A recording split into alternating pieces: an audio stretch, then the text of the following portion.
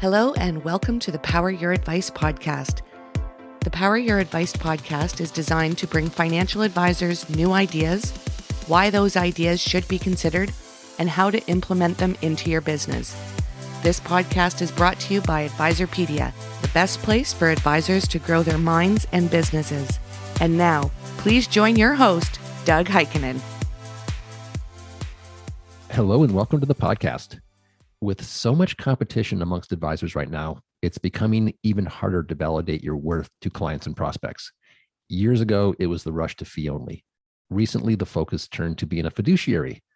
Now we're seeing the re-emergence of the term holistic advisor. Although this isn't a new term, the meaning is being redefined. To talk about this evolution, we've asked Mike Watson, the head of RIA Custody at Axos Advisor Services, back to give us his thoughts, as well as the opportunities this puts in front of financial advisors. Welcome back, Mike. Thanks, Doug. It's a pleasure to be back with you today. Great. You've seen the evolution of the financial advisor for a couple of decades now. Would you agree that we're at the next evolution of what it means to be a financial advisor? And if so, is that the holistic advisor? Yeah, you're definitely correct. The financial advisor model has continued to evolve. And I do believe we're in that next chapter of that evolution. The main reason is that the distinction between practice types is really starting to converge once again. If you think about it, if you go way back, the origination of this business really started from the wires. And if you take a look at what's taking place between the wires, the independent broker dealers, and the RIA custodians, you'll see that convergence is taking place once again. And that really underscores the importance for RIAs to deliver a differentiated value proposition for their clients. And let me be a little bit more specific about that convergence. The wirehouse and independent broker-dealer firms have, in my opinion, taken notice of the RIA model's success. And they've increasingly expanded the affiliation options to develop more opportunities for advisors to conduct fee-based or fee-only business with them. I mean, take a look at what's happening across the industry. Look at some of the independent broker-dealers and the wires, they're adding these particular options. Similarly, they're encouraging their advisors to adopt financial planning and deliver advice instead of just being focused on product sales. So that's a big shift that's taken place in the industry. And the entrance of some of the aforementioned, the wires and independent broker dealers into the space really infringes on what has historically been viewed as unique to the RIA channel, which is a independent, advice-based framework that was centered on financial planning. So before, if that was it, if you were an RIA, you're independent, advice-based, really focused on financial planning, that was your differentiator. However, as that convergence has taken place, it's become really difficult for advisors to just say, hey, I'm an RIA, therefore I'm different.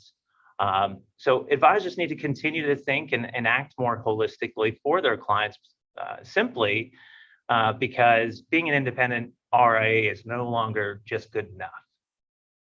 Holistic is a big word. I think maybe we should define what this new iteration is. What does it mean to be a holistic advisor in 2022? Yeah, that's right, Doug. I mean, definitions are important, especially because so many firms use monikers like comprehensive wealth management, full service financial advice, holistic goals-based financial planning when they're describing their firms. However, when you get past the headline, most are falling short of delivering a truly comprehensive offering. Simply put, to be a holistic advisor in 2022, you need to be committed to solving all of your clients' financial needs, not just their investment management needs. This is where our industry has a huge opportunity to move beyond the perception of being specialist that a client hires when they want someone to manage their investments to the professional you hire when you're looking for a partner that's going to assist with all of your major financial decisions, which obviously includes investment management but certainly not limited to just investments. And Doug, the good news is I know several RIAs that are doing this, but it is currently the exception. My thesis and our thesis here at Axos is that similar to how basic financial planning became table stakes for most RIAs over the past decade, right? Holistic planning is going to be those table stakes over the next decade. So as we look forward, that's really what it's going to be about. So what does it mean when we say holistic? The best thing to do, this is where like some PowerPoints or something maybe would be helpful, but let's just try to visualize for a moment. Let's visualize a flywheel. And in the center of that flywheel is the client. And around that wheel, you start to think about all the services that an advisor provides. And a holistic advisor is going to just be able to provide and assist their clients with more things like, well, obviously there's investment management. We talked about that, but then it's financial planning services. There are a ton of additional planning services that have been adopted over time by financial advisors. If you think back, it started off with retirement planning. This was the original sort of planning service. Tell me how much money you need for retirement, and I'll develop a plan to help you get there. And then it was some of the other items. It was, well, I have children. What about college planning? Then it became, well, I have a complicated estate issues and trust issues. What about estate planning and tax preparation and helping with taxes? And now we're starting to see things like business and succession planning, insurance planning, including life insurance and disability insurance, and long-term care, including long-term care insurance, Social Security, Medicare benefits, end of life, including the need for advanced healthcare directives, power of attorney. So it's really getting deeper on the planning side. And then it's some of those adjacencies to just your traditional investment management.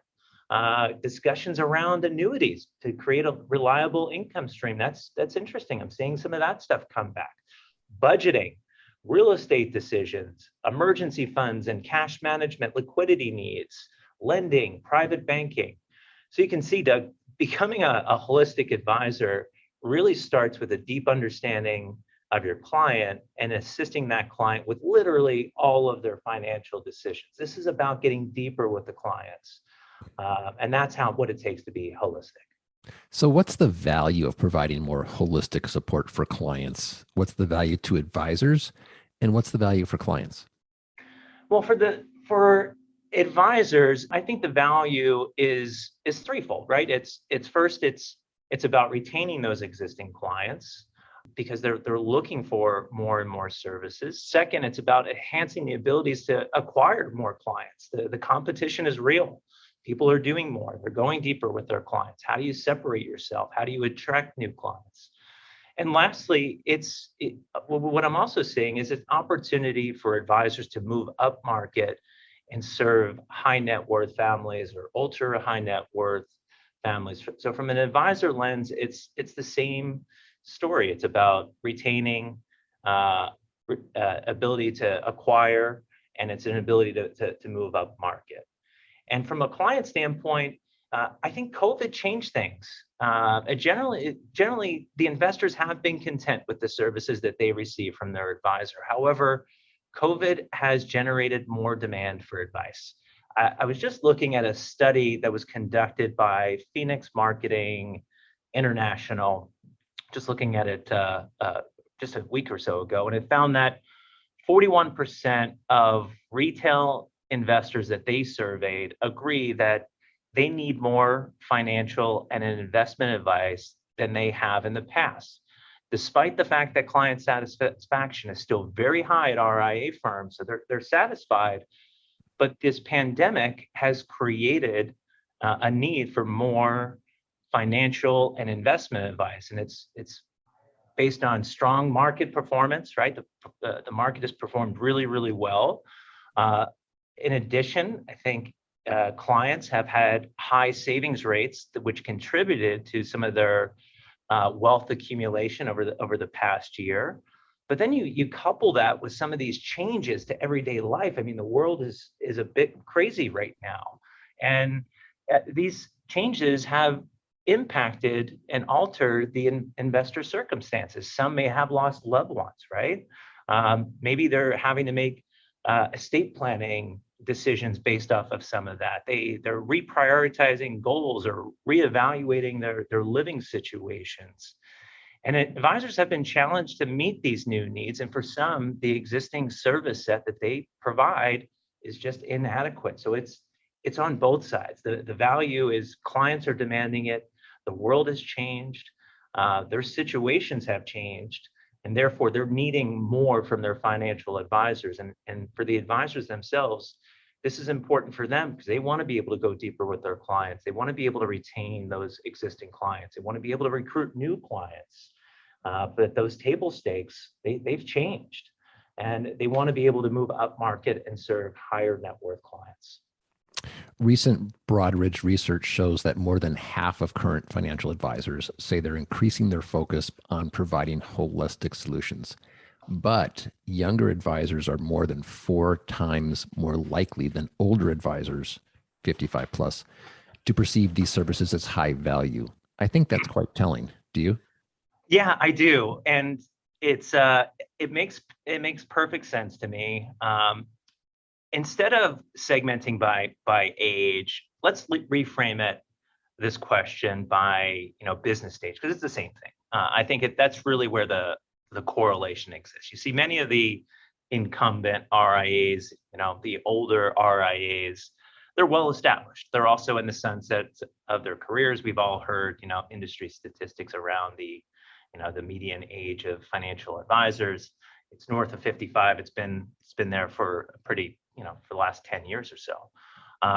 And those firms that are in the sunset of their careers, they're less adept at making significant changes to their business at this point, because expansion of services, if you don't have the right business partners, could very well lead to increase in staffing costs, right? So a lot of advisors want to do this internally. Those increased costs lead to reduced profitability. Okay, that makes sense. Well, that also turns into a reduced valuation multiple when it comes time to sell the practice. So I think it's a little bit difficult for these more mature advisors that are in the sunset of their career, that are thinking about that transition and the next step. And is it going to be an internal transition, or are they looking for some external sort of partners? So I understand why the older generation, I guess, are a little bit less likely to add additional services.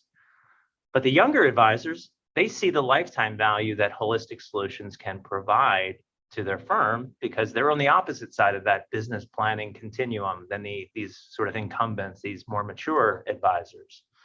The younger advisors, they know that their clients expect more than just investment management sprinkled with some light financial planning, particularly the younger generation of investors. So to resonate with a younger investor segment, RIAs may need to retool their services, pricing, and their overall engagement model. This has been a tall task for the incumbent RIA firm that still tends to cater to the younger investors' parents, quite honestly.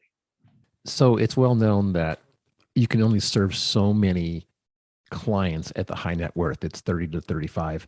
And this is kind of a continuation on the last question. Isn't adding more services becoming more integrated in your service offering of better value for your time management, your bottom line, and maybe most importantly, the trust of your client? Yeah, I mean, you're absolutely right. I speak with tons of advisors every week. And the motivation that's driving advisors to go deeper with their clients and become holistic is not share of wallet, it's not revenue, it's really simply value. It's about the quality of advice that they can provide their clients versus the quantity of advice. Advisors want to go deeper because it helps them retain, attract, and move up market. Like I was talking about, the slippery slope for RIAs is how they go about executing on expanding their service offering to become more holistic. Advisors are most likely to try to support these additional services with internal human capital resources. That's what they always do. We need to add more planning services. Okay, let's add more planners. We need to go deeper with clients. We want to start looking at tax preparation. We're going to bring that in-house. Those things can really squeeze profit margins. These expenses typically lower the firm's margins, so advisors find themselves at risk of margin compression unless they're able to offset those service-related expenses with new client acquisition or additional revenue opportunities. Now, the good news for RIAs is that there are partners out there. There are people like us, and we're not the only ones here at Axos, that can assist advisors with the expansion of services without the mandate to add additional headcount. So it's really an exercise in finding the right partners so that you don't have to bring this stuff in-house. But you're absolutely right. We all have capacity issues, and advisors have an opportunity to scratch below the surface and go much, much deeper than they have in the past with those clients, which leads to improved client satisfaction, more referrals from those clients to other clients that are similar, and the ability to increase revenues for the firm, but add more value to clients. And really, that's what this is all about. What are you seeing at Axos Advisor Services? What products and services are advisors taking advantage of to expand their offering?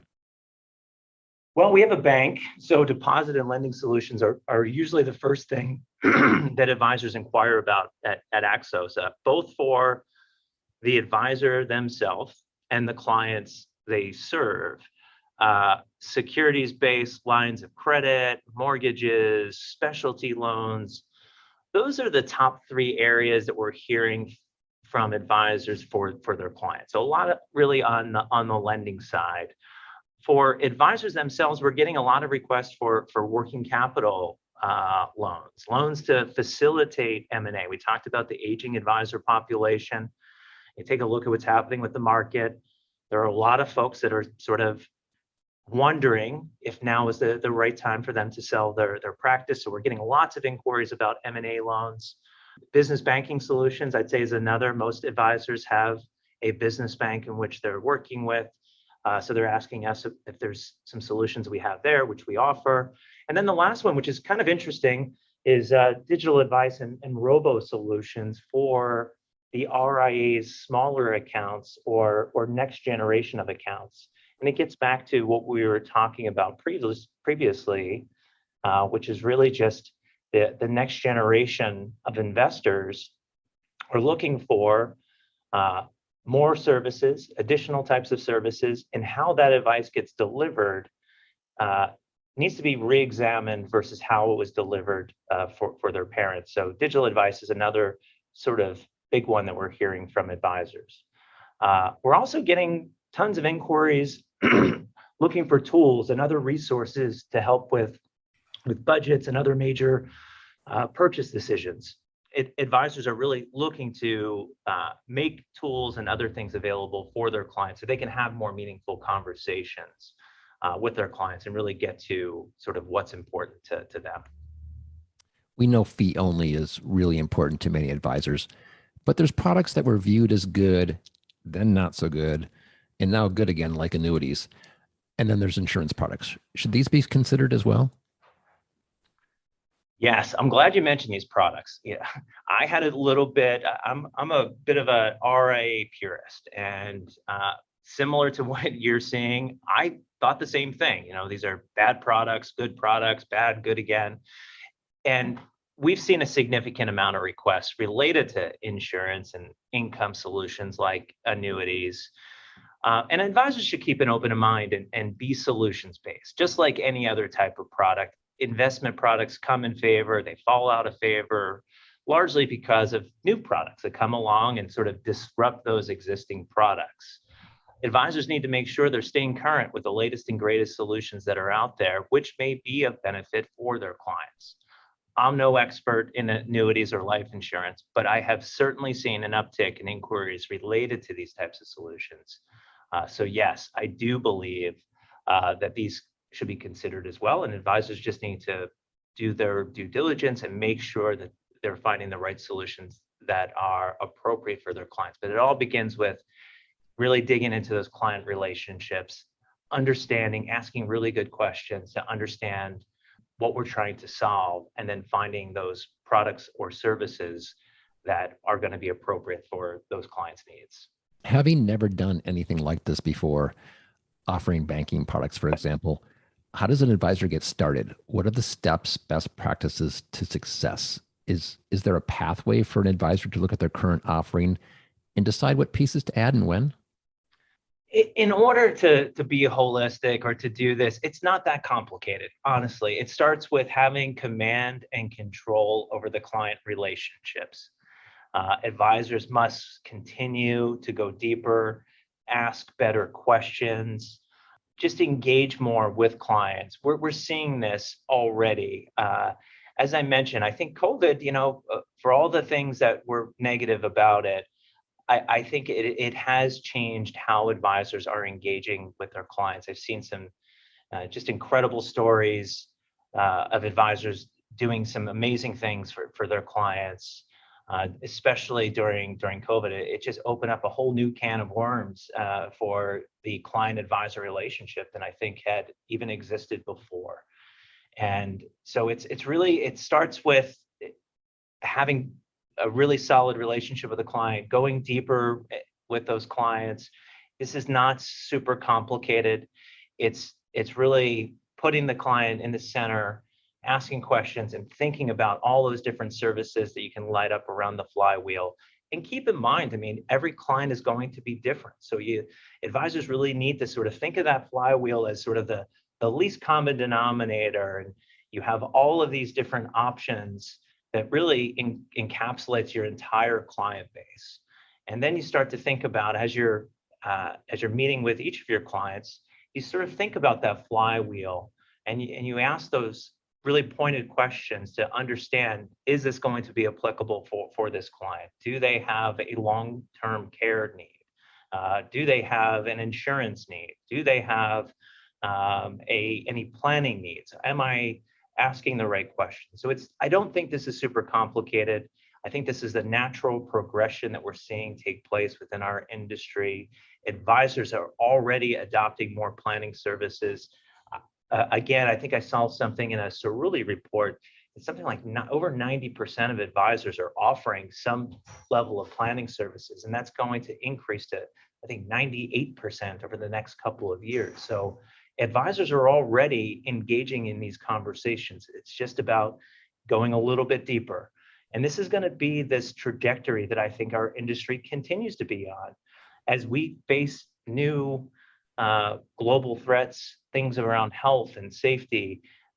That has financial implications, and advisors need to be mindful of what's taking place in the world and how that is impacting clients and their need for financial and investment advice. So it's, again, not complicated. Take a broader view, ask more specific questions, and think about that flywheel as all encompassing for all the clients. But also keep in mind, each individual client situation is different. So there may be 12 areas around that flywheel, but some clients, maybe you're only lighting up 3 or 4. Others, maybe all 12 are getting lit up. I really like the flywheel. And as always, looking at the industry from the investor's point of view, is this trend a good one for the investor? I think this is fantastic for the investor. Think about it. The investor is largely satisfied, highly satisfied with their RIA relationships. It's all-time high in client satisfaction.